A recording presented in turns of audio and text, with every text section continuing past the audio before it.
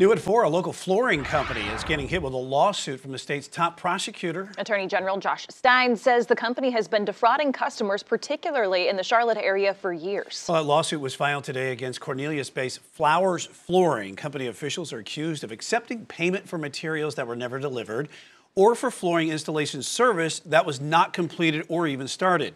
Lawsuit states the company blames the service delays on a lack of materials, but Stein says that's not true.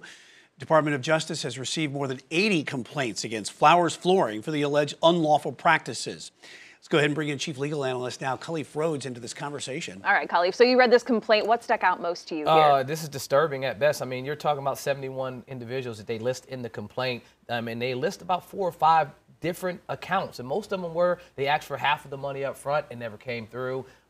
Said that they would deliver and they had delivery woes.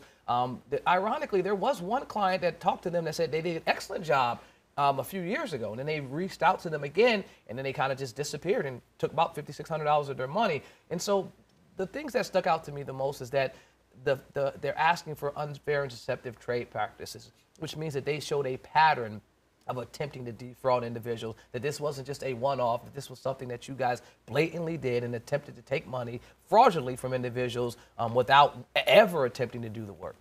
If they were to be found at fault here, who would be rewarded? The individuals. And so and that's that great question. In the complaint, they list what their demand or their prayer for relief is. And one of the prayers for relief is $5,000 that will be paid to the state per incident. So I did the math, that's like $350,000 right there.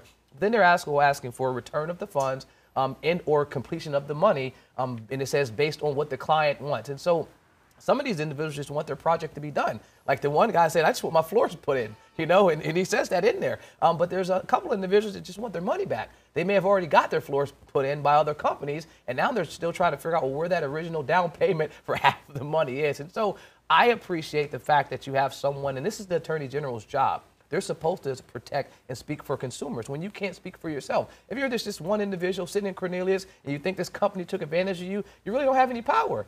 But if your elected official can come out there and say, look, I can speak for you, I can represent you, where you don't have power, I can represent you in this case. And so I commend the Attorney General for filing this claim and for speaking for the folks that feel like they are voiceless. Well, and a lot of people who are homeowners who've had this situation happen, you do feel powerless in that situation. So do you think this will go to trial, or do you foresee a settlement with the company saying, hey, we're going to do what you want? The problem is that individuals have tried to reach out to this business owner. I looked at the state's Secretary of State's website. He has like 4 different listings. And so he has a number of businesses.